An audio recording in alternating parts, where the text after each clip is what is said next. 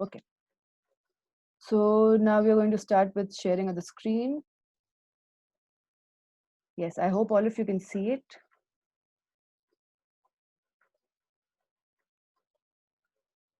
Okay. So here we are starting with the life and legacy of Karl Marx. It is the first lecture on Karl Marx. We might change the number of days or number of classes to understand him, but today is basically growing along with him and understanding him as a boy and as a man, and what are the changes in him and how things changed and all of that, right? So before that, it's a little trivia. Look at this. Radical is my reading of Marx. Reactionary is your reading of Marx. Revisionist is their reading of Marx. But in reality, none of us have ever read Marx. So basically, this is a page from the book of Dr. Eric Zeronsky, who was born in Wisconsin, US. And he traveled to Germany. He knows Dutch, Latin, many other languages. And he basically is a professor. He talks about ideas of the Frankfurt School. So your homework is to Google what Frankfurt School is. And you can follow him on Twitter. He hasn't been tweeting recently, but you can follow him on Twitter. And it is basically sarcasm.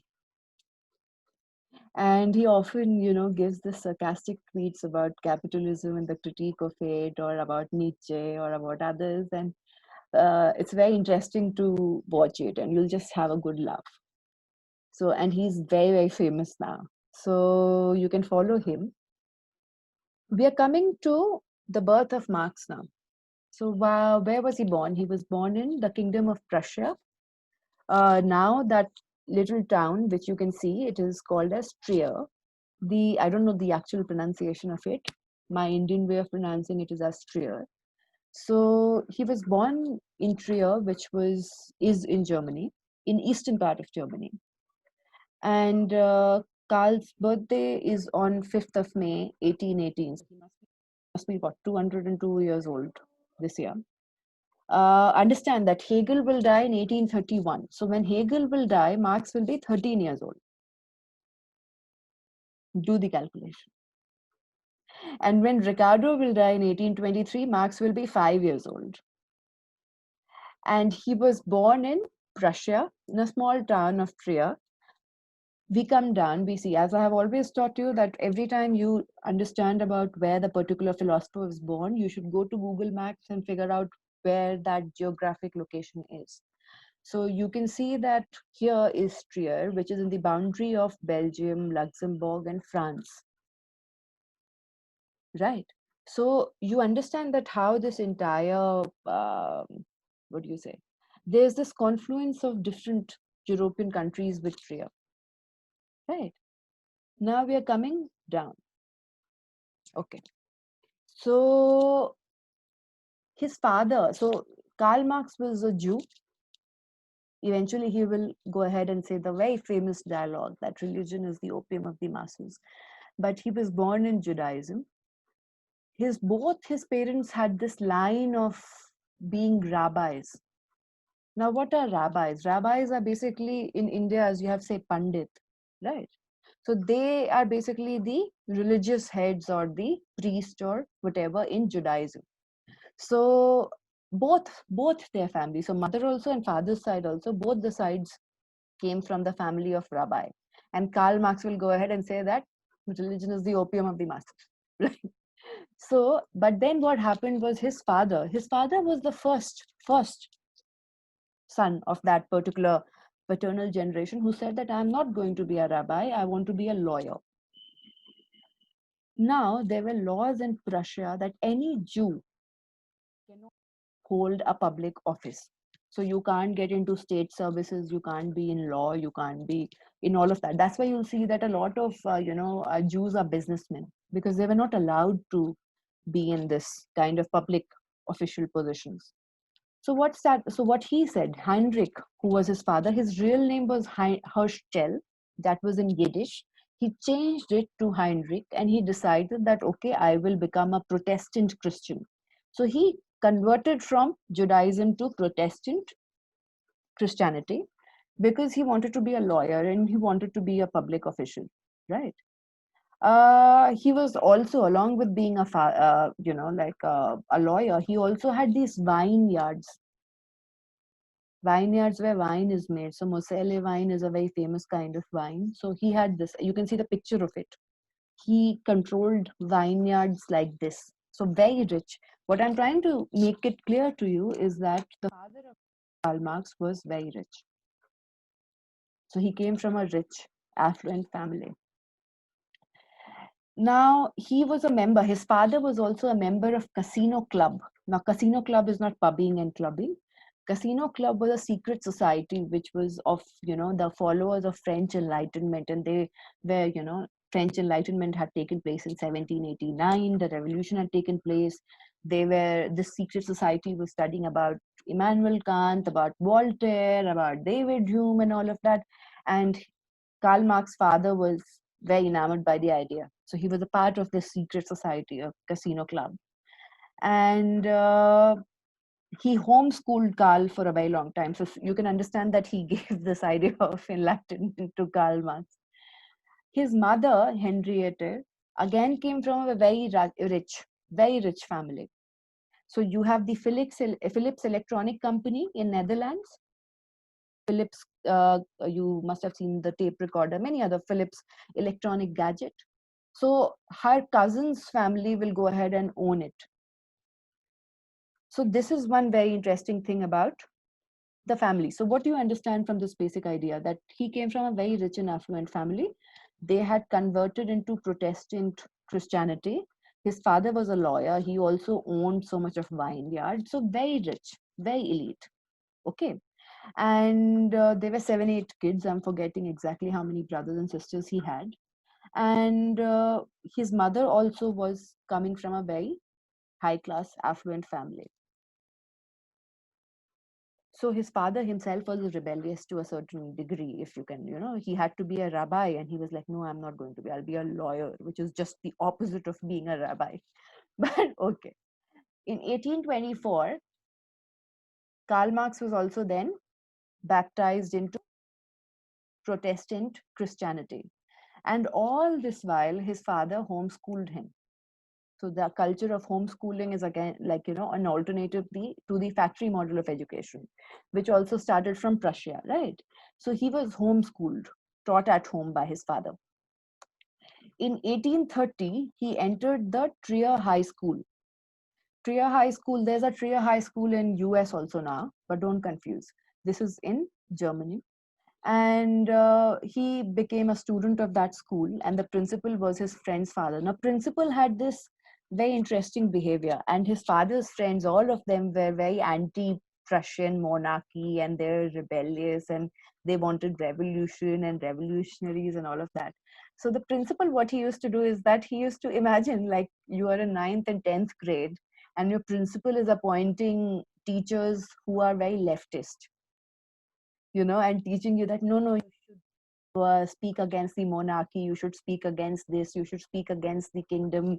The Prussian kingdom is very claustrophobic, it is exploitative, we have to, like, very left leaning in terms of ideology. The principal was also like that. Karl's father was also very not exactly left leaning, but at least progressive and liberal. So what happened that when Karl Marx was in his matriculation, so he was giving his 10th grade examinations, class 10th, board 10th. Then the Prussian army came and raided the school campus. Imagine he is in school, he's ready, and he's, completely worried, and he's very tensed about what will happen. And then the army comes over and raids the school. That who was speaking against the monarchy here? Which teacher? We are going to arrest you. It is sedition, right? So this was happening when he was taking his 10th grade exam. Anyway, that also shows you a couple of things. The first thing that it shows you that Prussia was also, remember, Hegel was always speaking on behalf of the Prussian government, because Hegel also became a part of it. And he was believing that the entire Geist is what? The state and God and the Holy Spirit, all of that. He somehow gave so much of importance to religion. And even in Prussia, the religion of Protestant Christianity, the religion, all of that was given a lot of importance, which Karl Marx will go ahead and defy. But it was completely very claustrophobic. It was a hardcore monarchy like you have in Saudi Arabia. Can you imagine in Saudi Arabia going ahead and saying that, no, I'm going to speak against Mohammed bin Salman? You can't, right? So this is one thing which Karl saw when he was taking his 10th exam. In 1835, he goes to University of Bonn. You can see the picture of University of Bonn. Eric also studied here for a while. University of Bonn is very lavish, very elite, and very hardcore. One of the symbols of German education system. He starts with joining the law department. So it is hardcore, like in India, you have that, okay, you have to be an engineer, you have to be a doctor, as your parents decide. So imagine Karl's father, who himself was a rebel, he was very dictatorial with his son, and he said that, listen, you have to be a lawyer. And Karl was, oh my God, I want to go and study philosophy. I want to go and study literature. What are you doing to me? But he had no currency of trying to defy his father. So he was like, okay, fine, I'll study law. But Karl Marx being Karl Marx, this was kind of his undergraduate days. So what was he doing? He joined something called as the Poets Club. Now his father was in casino club, so obviously the son joined something. So he joined the Poets Club. What was the Poets Club? It was a group of students who were very left leaning and radical, right? And he also became the co-president of the Trier Tavern Club, which was involved in a lot of fighting and duels and drinking games. So there's one story that during these days he was like drunk, and he was heading, like, all over the streets of Bonn and the campus and everything on a donkey. He was that drunk. And or he was just fighting with the other people who were, much more pro-Prussian government. And he also, under his eye, he had a bit of cut through one of the duels during his undergraduate days. But one thing which was there, that Karl Marx was used to drink a lot, smoke a lot. He wasn't able to afford very good quality of cigars, so he smoked low quality, cheap quality of cigars. Was also jailed for a day because of his behavior like this. So it says that he had a very colorful life in University of Bonn, and he's what, 17 years old. Now in 1836, Marx turns 18 years old. So there's something called as conscription, which is mandatory. So if you're a student, if you're a citizen of America, Israel, many other countries, conscription is that, what is the structure in India? The structure in India is that once you finish your 10th, you finish your 12th, and then you go straight ahead into college. So most of the students who joined any kind of college, JNU, DU, Jamia, they were what, 18 years, 17, 18 years? Few of them don't tell me that, oh ma'am, I joined when I was 15 years old. No, no. The fact is that, what was your normal age? 17, 18, right? So in these countries, and many in monarchies, many countries, the idea of conscription or military conscription is that, both for men and women, is that once you finish your 10th, whatever is the equivalent, you finish your 12th, right? And after that, you go and work in the military. You have to, it is mandatory. You can't defy it. You have to work in the military for 2 years or 1 year. You have to join the army. Because at that time, there were so many wars. Prussia had already was under so many wars, right?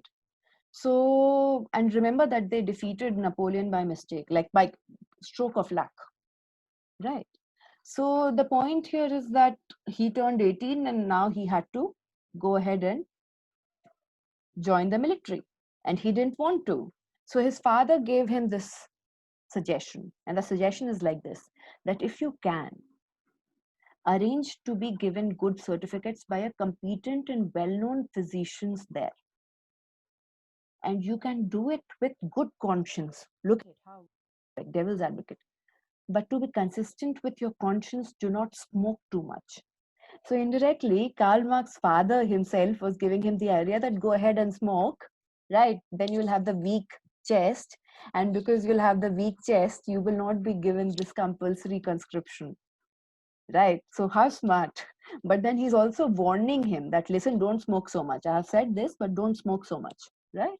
So this is what basically was there. Now, 1836, when Marx turned 18, there were so many things that happened with him. One was that he defied conscription. He didn't join the military. The second is that he marries Jenna or Jenny. Jenny was 4 years elder to Marx. Both of them were childhood sweethearts. There are many things about Karl's sexuality, which I'll say, but here is one particular very interesting thing. She was his childhood sweetheart. So when Karl was old, he met Jenny when she was 5 years old. That was the first time when they met. And they became friends, went out for walks. Her father, his father, both of them were good friends. So that is how their connection started. And they got engaged. Now, there are two things that you have to understand. The first thing is that he was a Jew who had converted into Protestant Christianity. That automatically puts Karl Marx below in the class. And Jenny's father was a hardcore, like a aristocrat in the nobility of Prussian kingdom. Right?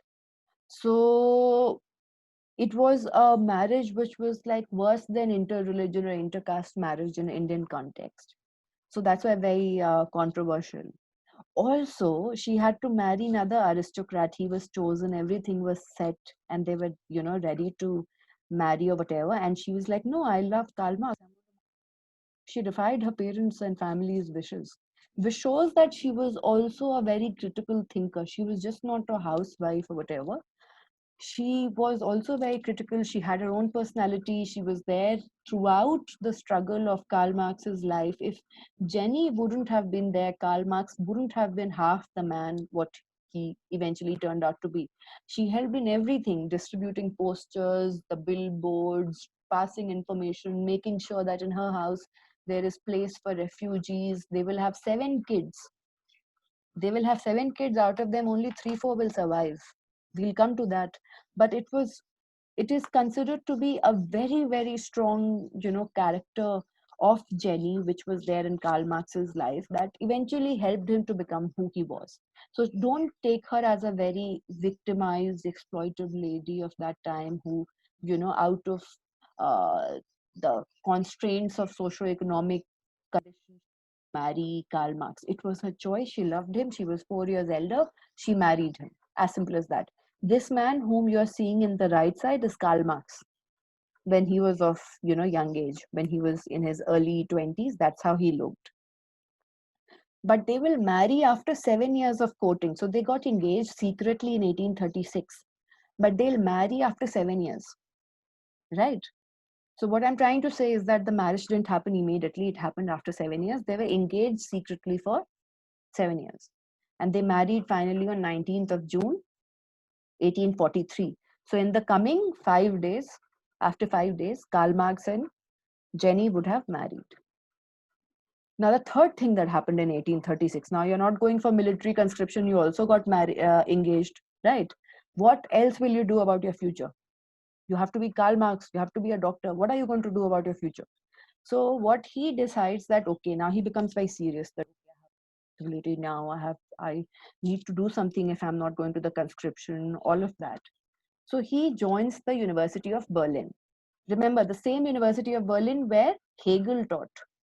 Hegel dies in 1831. So when Karl Marx joins University of Berlin, and look how beautiful it is, when he joins University of Berlin, Hegel has died and gone. But the idea of Hegel, his philosophy, his classes, all of that is still there, right? Productive labor. Adam Smith does it. So this left a very lasting impression. So you can imagine, he must have gone to Berlin University, which is very conservative, hardcore, ultra right. And he feels over there that, oh my God, there's a professor called as Hegel. He passed away. He wrote these beautiful books. I should read about it and all of that. This must have happened. Remember that he's still 20, 18, 20 years old. He's not 40, 50 that he'll have intellectual understanding of it. So he's still a kid, and he's in University of Berlin. So what happens now? He goes to University of Berlin. He joins again another secret society called as the Doctors Club. Now this club was made of all the young Hegelians. So I told you that the idea of Hegel divided into two parts. One was the philosophy which was very conservative, which led to the rise of fascism. Now the state is very important. And the other was young Hegelians, which led to the idea of communism eventually. So I hope that solves Sakshi's question, but this is the origin point. Hegel himself is the origin point. So the Doctors Club was of all these rebellious students who are there in University of Berlin, and they want to be young Hegelians, and they are like, okay, come on, Hegel, you were wrong. You were under a lot of pressure by the Prussian government. We hate the Prussian government. We believe that the Geist was not a Christian God or the Holy Spirit or whatever. The Geist is something else. It is the socio-economic condition of our livelihood. It is something else. We'll figure out what it is. But definitely, we don't believe that Geist is any way related to God. Right? Now, even us, we took a very long time to understand what Geist is. Remember, I gave you the example of these Russian dolls. So half of the population didn't understand what Geist is. The other half was like, we have understood, but this is not what Geist is. Right? So what happens then is that in 1837, he joins the Doctors Club, the secret society. So you have this idea that Karl Marx keeps on joining all these secret societies, right? Then in 1838, when he's 20 years old, his father dies. So now there's a problem on him because he's not earning. His father has died. A bit of the income is kept on, is given to him, whatever his father had left according to the will. And now this is very interesting. So imagine that you are a part of a university, but it is ultra right. And you are doing your PhD. And you submit your thesis to your university and you decide that, okay, the university is very hardcore and it doesn't accept the fact that, your idea, your thesis or your PhD is on the gravity or the importance of philosophy over religion. So what exactly your PhD is talking about? Your PhD is basically talking about that why philosophy is more important than religion. And you are trying to submit that PhD in a very ultra-right conservative university of Berlin. Obviously, it will not accept it. So you are less. You are also very smart, intellectually very smart. So you submit your PhD to University of Vienna. Remember, the University of Vienna where Hegel started his life teaching for. Remember that Hegel taught there for so many years without getting a salary. And then that is where he fell in love with Napoleon also. We had seen that picture. So what happened is that he, in spite of being a student of University of Berlin, he submits his PhD to University of Vienna. And in 1841, in April 1841, Karl Marx becomes Dr. Karl Marx. So his proper name is Dr. Karl Marx. He's awarded the PhD by University of Vienna. Now, what does he do? He goes to another university in 1842. So obviously you have done your PhD. What will you do now? You have also become made enemy out of this. You have, written a very controversial PhD. You have come into the limelight of so many people because you were part of so many secret societies. So you're being tracked, you're being, questioned. All of that is going on. So what will you do now? Will you become a teacher? Will you become a research scholar? You'll work in a think tank. You didn't go for the military. What are you going to do with your existence? So what was the job of Karl Marx? What was he apart from being a historian? Which many people don't know about. Karl Marx was a journalist. The entire life he worked as a journalist, which people don't really know about, which is interesting. Even I didn't know that he was a journalist for a very long time. I thought always of him as a historian. So he, in 1841, when he finishes his, in 1842, after getting his PhD and everything, he goes to another German city, Cologne, and he becomes a journalist.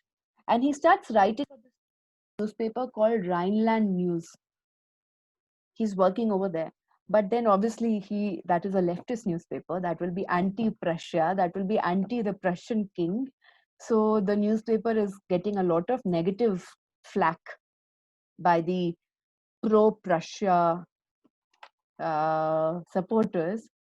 And so his quotation is that our newspaper has to be presented to the police to be sniffed at. And if the police smells anything un-Christian or un-Persian, Prussian, the newspaper is not allowed to appear. But I don't believe in Christianity. I don't believe in the state. I don't follow the monarchy. Monarchy is very exploitative. So what you understand or think would have happened, the newspaper is shut down because Karl Marx was writing very critical pieces. So the newspaper was shut down. This is what, 1842. This is the first time. This will happen a couple of times more as we go ahead. That every time he starts a newspaper, a new editorial journal, whatever, it is shut down because he keeps on writing against Prussia, against the king, right? So this happens.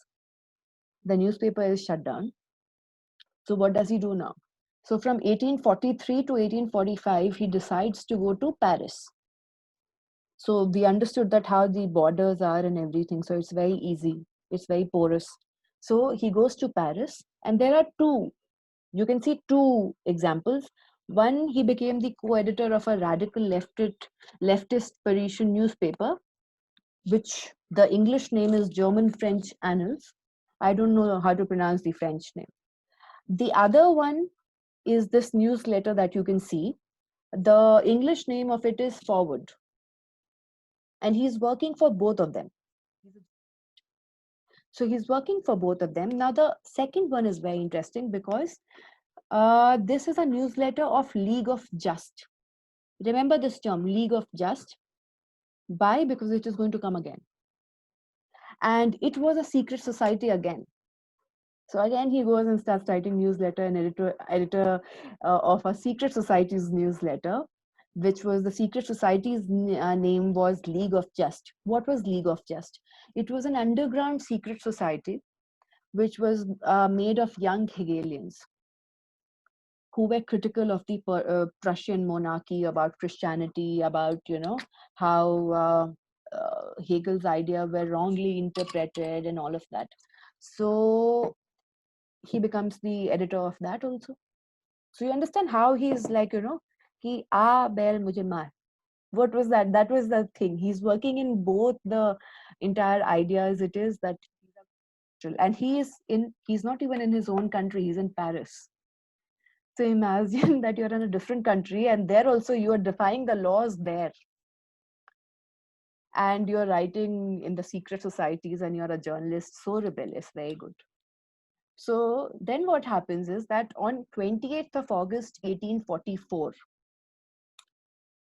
he meets Frederick Engels. Now, Engels was again a true real life angel for Karl Marx. So they meet, and this is the beginning of a lifelong friendship. There are many records which say that he has met before this date once, but it didn't leave a lasting impression.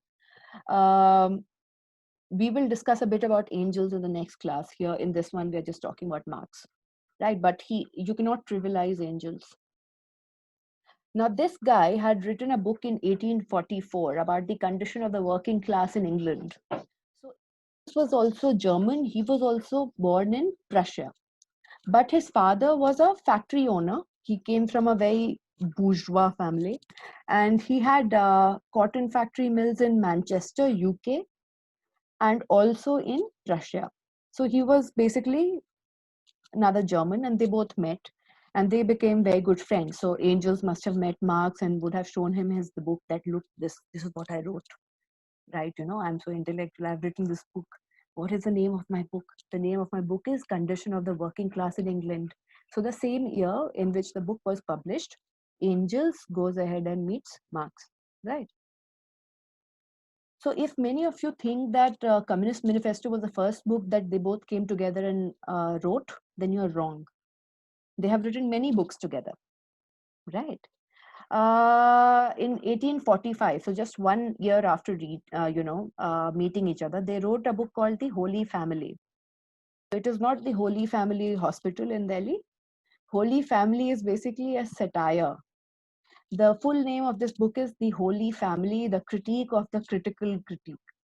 So basically, holy is what? Related to religion, but Karl Marx and Engels don't believe in religion.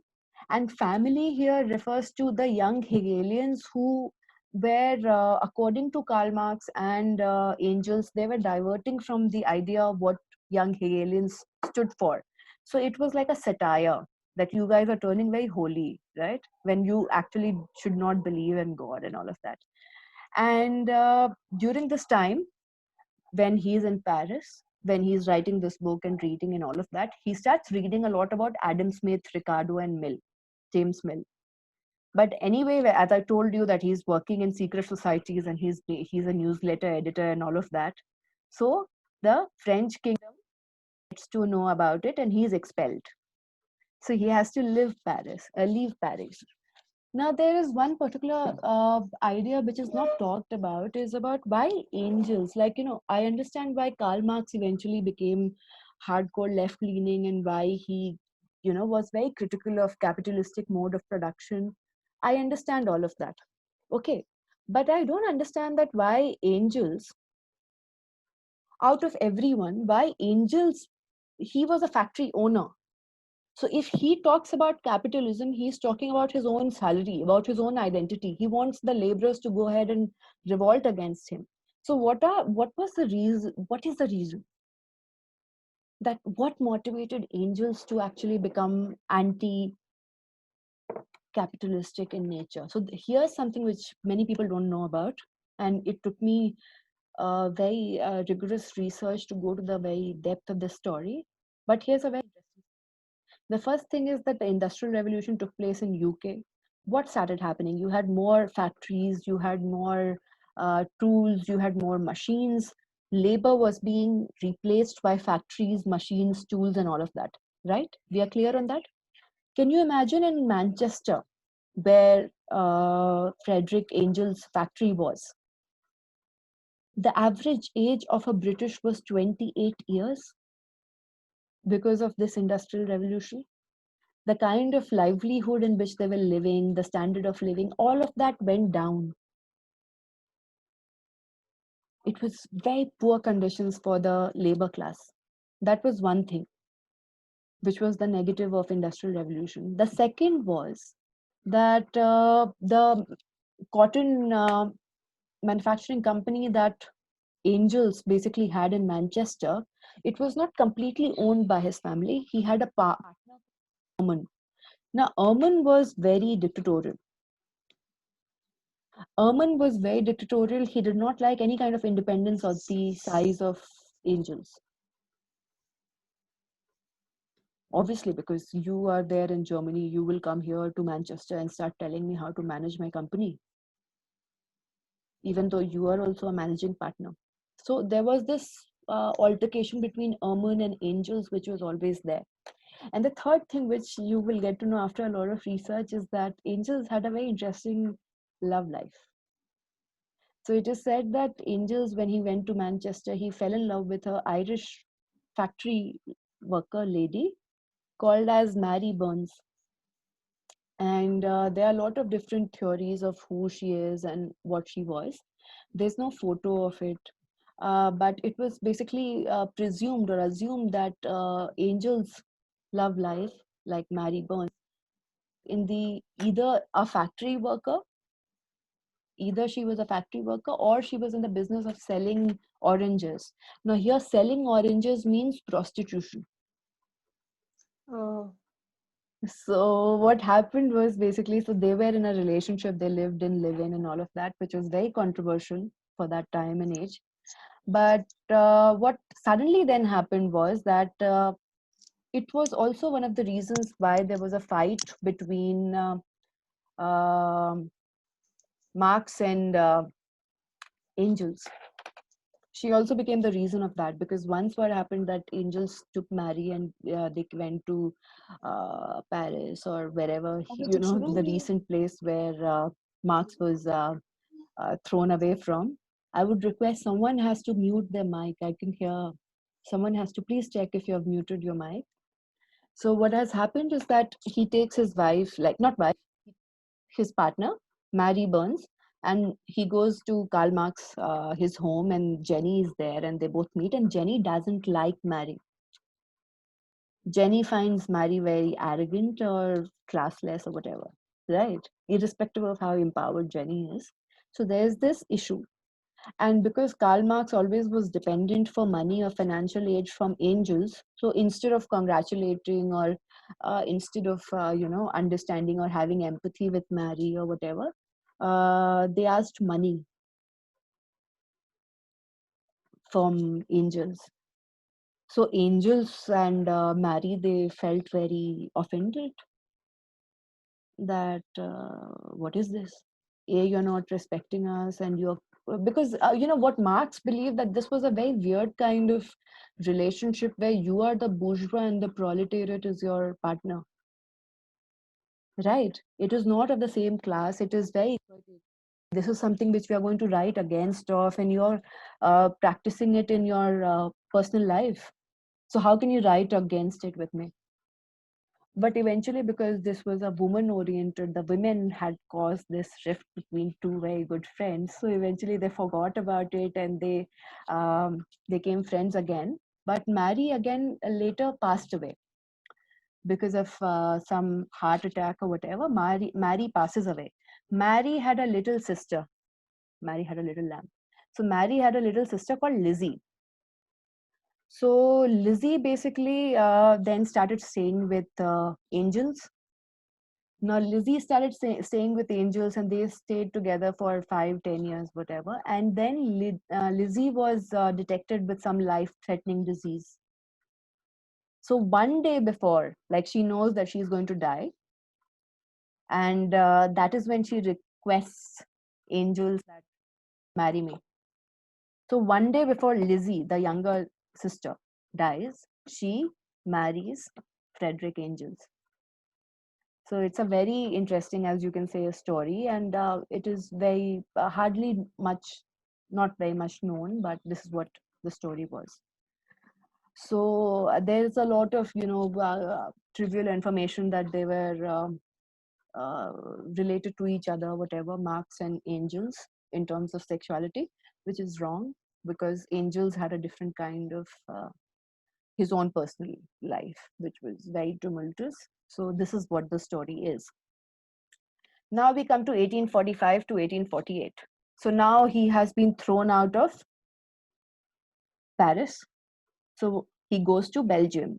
Now, when he goes to Belgium, he has been told very clearly and very categorically by the Belgium administration that, listen, you're not going to work in a secret society, to Karl Marx. Listen, you're not going to work in a newsletter which is very anti the kingdom. You're not going to do anything which is controversial, right? So now what happens that when he goes to Belgium, Angels also comes ahead and joins. And they start also calling all these young Hegelians who were part of the League of the Just. Remember the secret society, the newsletter that he was talking about, working about forward, for which he was expelled from Paris. So he calls everyone that, come, come, come. Brussels is calling all of you, come, come, we'll stay here. And during that time, Angels takes Marx for a trip to London and Manchester. So it is the first time when Marx goes to London and he sees the British Museum, he goes to Manchester, he sees the evil impact of Industrial Revolution and how laborers are, working class people are living, what is the standard of life. So he starts reading and studying about all of it. He goes for this trip. Then he comes back and they both write another book in 1846, which is the German ideology. Now, the interesting thing is that this book was written in 1846, but it was censored and it was published after the death of Marx and Engels in 1932. Right? So this book was basically about German ideology. Understand, all these books that they're writing in German. German, as Hegel has taught us, is a very difficult language, right? So uska translation also will come later and later. So this book was not published only. So it was again another book which was written before Communist Manifesto, but this was never published. It was published later in 1932. Now, in 1847, so 100 years before India got its independence, with Karl Marx. So he founded the Communist League. Now, what is the Communist League? Communist League was nothing else but just the league which was this one. The League of the Just, right? Jiske liye he was working in Paris, the newsletter. It was an underground secret society of young Hegelians. So what Marx and Engels said is that all these people who are members of the Just for League society, why don't we make it overground? We make it public. We make it into a political party. And that was the first communist political party. It was called as the Communist League. It was formed in 1847. Where? In Belgium, right? So here you can see that Marx and all the other people are standing and they are, in the process of making that Communist League. And jaise kabhi bhi in an election, any political party will release a manifesto, right? So in that process, in 1848, they released the Communist Manifesto. It is a very thin book, not like 27, 30 pages, 23 pages actually. So Manifesto, the original one, if you'll see, it was of 23 pages. It was a pamphlet. बहुत पतला सा, इतना छोटा सा book है. And there were demands of the, what the Communist Party or the Communist League is demanding. And there are two very famous quotations in that. The first one is that working men of all the countries unite. That is why Marx and Engels were in the process, they were supporters of free trade and international trade, where like if there is international trade, then people will come together and there's less of nationalism and more of internationalism. That is why we'll have more international workers irrespective of their nationality. So that is why they were supportive of international trade. The second quotation that they talked about was the history of all hitherto existing society is the history of class.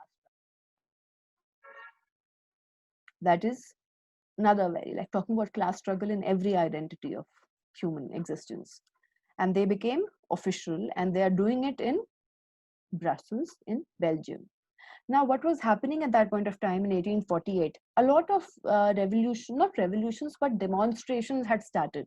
Like you see right now in US, in UK, France, Belgium, that a lot of protests are going on in the, irrespective of the pandemic, for Black Lives Matter. Imagine the same kind of demonstration, but much more violent one starting in Europe. And Karl Marx and Engels were very happy that, okay, now utopia is coming, going to come, the revolution and all of that. Now, understand, he's in Belgium. He has been already warned that you will not do anything which is controversial. You are just like a refugee, right? Your own country was what? Prussia, which has asked you to get lost. Then you went to France, now you are in Belgium.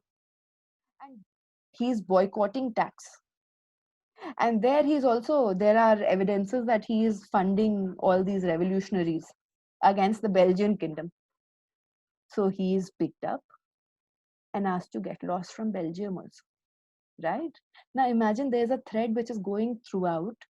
Jenny is with him from France, from Prussia to, Cologne, from Cologne to Prussia, from Prussia, in Prussia to, from Trier to Cologne, Cologne to Paris, Paris to Belgium, everywhere. You have Jenny with him, and they are having kids. She's getting pregnant 1 year after the other, 1 year after the other. So it's a very difficult time. Karl Marx, he's just being thrown out. But Jenny is having a much more difficult time because, she is also constantly moving. Right? So that is one thing which is not talked about much, about the altercation that she herself faced. So anyway, the king of Prussia at that point of time was Frederick William IV. And Frederick William IV became the king in 1840. And he came to know about there's a person called as Karl Marx, who has gone to France, who has gone to Belgium, who has gone everywhere. So both in Paris and in Brussels, he went ahead, and the king of Prussia went ahead and said that, listen, we want you to disown Karl Marx if you want a better bilateral relationship with Prussia, obviously. So in all these countries, he was expelled one after the other. He's also working for secret societies. He's anti the Prussian monarchy, but he's expelled. And then what happens is that there's also cholera going on along with these the revolution happening in Belgium and France, everywhere, right? There's also the cholera pandemic going on. So imagine how difficult it would have been for Jenny. That is a story less told. So now look at the privilege. This is what I tell my students, that look at the privilege that you went from Germany to Paris to Belgium and everywhere else, and then look at the previous privilege that you are expelled from there. And where do you go? You go to London. So, imagine the privilege. Matlab, we will be expelled from Delhi. You'll go to a small hometown in your, village or whatever. Here, the privilege is that you are sent to London. So here you see the right side is the building, which is the Red Lion Hotel, where the meetings of Communist League were also taken place. So this picture is from 1847, but the headquarter of Communist League then was shifted to London, where Karl Marx was, and it was easier for Manchester was nearby. Manchester, the same Manchester United, your football team. So what happened here? Now the life gets interesting. So within a year of arriving in London, he was kicked off of his two-room apartment. He had a two-room apartment in London and he was kicked off. So he was shifted to Soho. Soho is more as the known as the entertainment area. It is like a posh Chandni Chowk area, but also red light and everything else. So he with his family was staying over there. And he was using these fake names because he was not able to pay the loans or pay the rent properly. So he never used his name Karl Marx, right? He always, like in Paris, he was using the name Monsieur Ramos. And in London, he was using the name as A. Williams. So he never used his original name of Karl Marx when he was in London. Now comes to here, this part. So I told you that Karl Marx and Jenny have 7 kids. And out of them, only 3 will survive. 3 of them will live. Other 4 die because of the poverty which they were in, and they actually saw a lot of poverty. Through journalism, he was not earning a lot. He used to get a lot of money from his friend Angels. And there was remember his mother, Karl Marx's mother was from the family of Philip Electronics. So he used to ask money from his uncle, from that like maternal side uncle, for some money. He also used to use this metaphor of vampire, like, the blood sucking vampire. So he used to use this metaphor for the capitalistic profit making structure. So Romania is known for vampires, and Karl Marx used to use the term vampire very much. What did he do in London apart from staying and locking himself in the British Museum? What was he doing? He was working as a European correspondent. And during this time, he started writing a lot about American politics also. So he was working for a newspaper called as the New York Tribune. It is not the New York Times. It is not the New Yorker. There was a different American newspaper which was called the New York Tribune, and he was working for that. Karl Marx and Abraham Lincoln knew each other during the American Civil War, when the entire slavery idea was the anti-slavery march started. So Karl Marx was also anti-slavery, and he had written and congratulated and written letters to Abraham Lincoln for his idea on being anti-slavery and all of that. He spent a lot of time in the British Museum, and he was reading a lot, studying a lot. It is in the same British Museum that many other authors like Oscar Wilde, George Orwell, Virginia Woolf will also work. So if you go to London, you should go to the British Museum. In 1862, this is a funny fact. In 1862, when he is in London, he applies for a job in the railways and he is rejected. So for the first time in life, Karl Marx is not rejected because he's a leftist or a socialist or a communist. He is rejected because he had a very bad handwriting and no one could figure out ki application kya likha. So he was rejected. Now what happens is the story that should also haunt you when you look at this picture is a story of a lot of pain.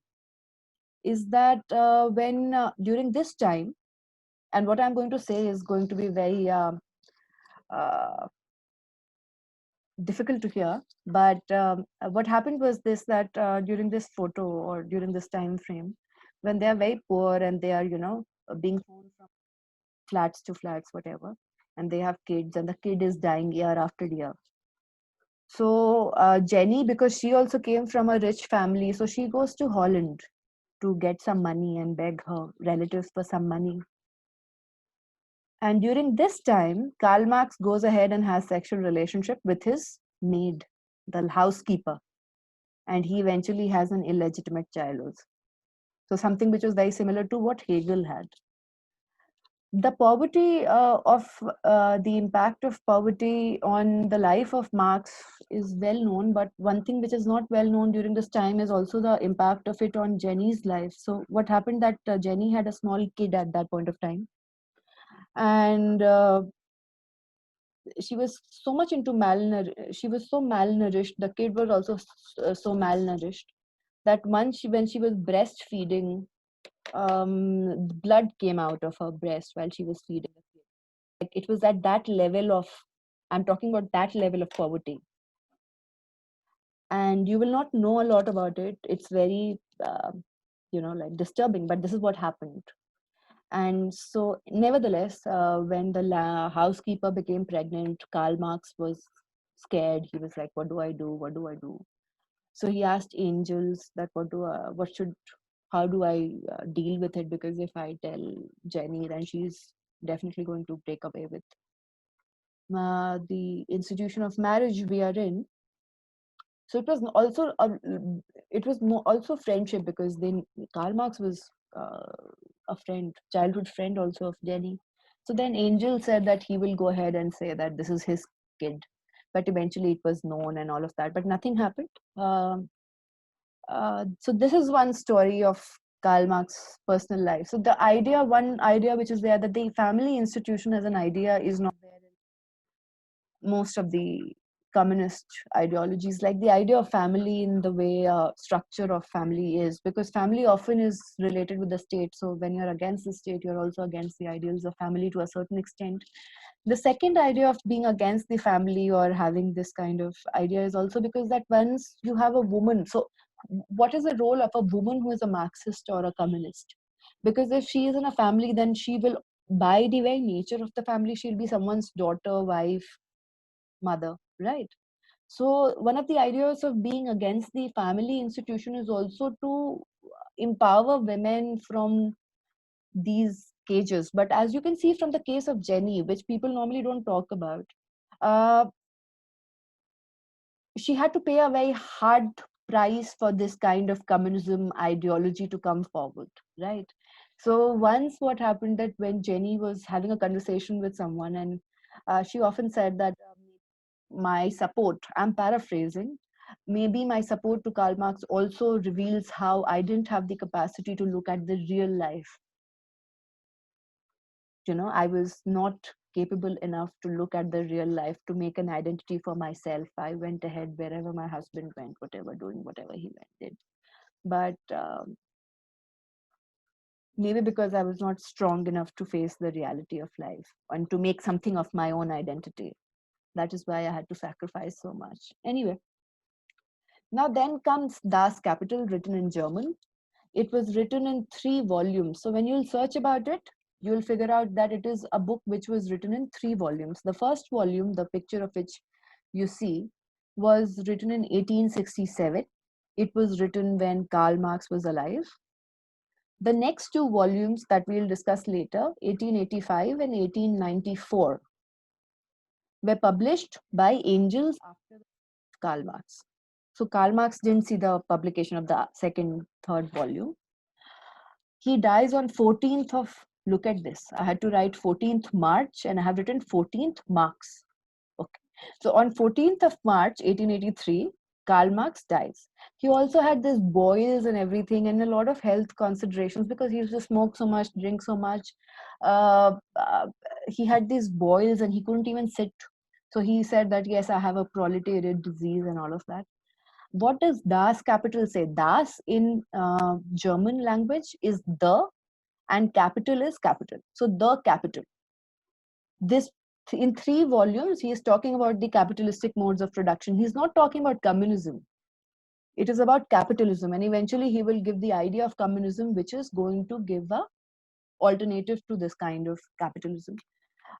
His grave is in Highgate Cemetery, and his last words were with he was having a fight with a shopkeeper. So the last words of Karl Marx were that, go on, get out. Last words of a fools who haven't said enough. So that was his last word, and eventually he died. His wife dies before, Jenny dies before due to smallpox or something. And then Karl Marx dies. So you see the cemetery. So initially he was buried in this cemetery, and then later the entire family was reburied in November 1954. So this is the reburial grave. And here you can see the tomb, and it was unveiled on 14th of March 1956. And the quotation that is written here is "Workers of all lands unite," which I said was there in the Communist Manifesto also. Highgate Cemetery, as you can see, is in London. He died stateless, which means that he didn't belong to a state. You can take it as a comment, you can take it as a compliment also. But he didn't belong to a particular London. He was in exile. He was not a citizen of UK, right? So he was stateless. Prussia had disowned him. Eventually, there will be nothing as Prussia. But even he was disowned by France. He was disowned by Belgium. So he was stateless. And this is something which people don't know. But in 1843, because Marx had also written about, so when he was working as a European correspondent in London, he was writing about the American Civil War. He was writing about so many things which are American centric political things. That is when he was talking about Indian casteism also. During that time and even before it, he wanted to go to and settle in Texas. So the ultra-right state in US at the border of Mexico, which has a lot of Republican majority for Trump right now. So he wanted to go and settle there. This is something which is less known, but he had applied for in 1843. So before uh, he had applied for an immigration permit to go to Texas, but he was obviously Prussia is not going to do any favor for him. So what is the what is the joke now of what is the sarcasm? So now if you go to London and you want to enter into Highgate Cemetery, you have to pay £6, right? So here I'm writing dollars. It keeps on changing. Must be increasing according to the profit of the the ticket price. Just as you go to Humayun's tomb or you go to Taj Mahal, so Indians pay a particular fee. The foreigners will pay 100 times more that particular fee. So if you can't just go enter the Highgate Cemetery. You know, you just can't go ahead and enter. You have to pay a particular fees to enter. So what is it? His grave has also become a profit-making venture. More than 200 people visit his grave, different parts of the world. It is considered a very big dream to go to Highgate Cemetery and visit his grave and all, especially the left-leaning individuals. The idea is that capitalism has made money out of his grave also. So that is why he must be spinning in his grave. So now there are two memes that have gone ahead. It is like, as students, you will say that I relate to Karl Marx because I also don't want to have class. So class here doesn't mean socio-economic class. Class here means I don't want to have class, lectures, and all of that. So it's a meme. The second is that you're not a capitalist. Like if you believe in profit making and all of that, you're not a capitalist. You are a wage slave. You're also working for a wage. and you're enslaved by that wage, and you're in a Stockholm syndrome. Stockholm syndrome is what? It is like you are having empathy for the person or the agency that is exploiting you. So you have Stockholm syndrome with capitalism and profit making and all of that. So here we come to the end of it. Thank you for attending today's lecture. We are done with the life and legacy of Karl Marx. This is the Twitter handle. You can follow it because mostly after 3 o'clock in the morning, I keep on tweeting about something which will suddenly come in my mind, and I think it is about capitalism.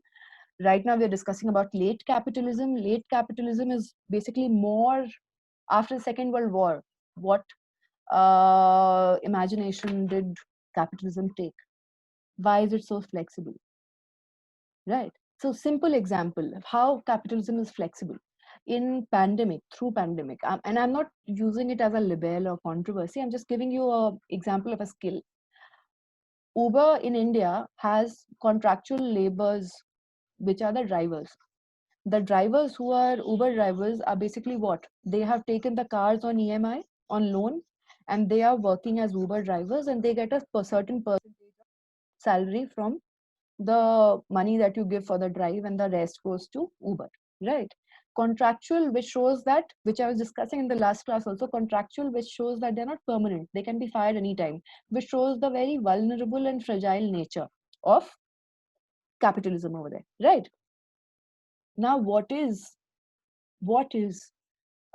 how is capitalism through Uber flexible? So in the case of pandemic, Uber reinvented it through two ways. One is that, okay, you are not where you don't want to have a driver, you cannot trust if the driver is hygienically cleaned and you can have corona, whatever.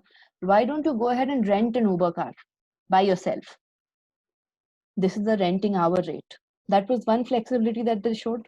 The second was, why don't you use the Uber car to deliver goods to your loved and near and dear ones? So you don't travel, you use us as a delivery mechanism. Flexible, right? You will start critiquing it when you'll start thinking about that what is the eventual money which is being going to the drivers of Uber. That when you start talking about that is your critique of it, but look how flexible it has been, right? So what I'm trying to say is basically that we have, in this particular idea of understanding Karl Marx, have realized that Karl Marx was how he grew. He was an institution in himself. And as going back to Eric Zeronsky theme, that we have not read Karl Marx because Das Kapital is huge and there are 3 volumes. So not everyone has read it, right? But at the same time, we have to understand, at least through this lecture, we'll be able to understand where was he coming from, what was his socioeconomic reality, right? And the problems that he faced. So in the next class and the next couple of lectures, when we'll talk about Marx, I will request you to go ahead and remember, not like mug it up, but have an idea कि अच्छा इस साल he was here, इस साल he was here, this must be the impact. So that you're able to link it with the sociological or political reality of that period of time, right? So here with this, we end the lecture for today. And in case if there's any query, you can always get back to me. And now we'll have the question answer round. Thank you.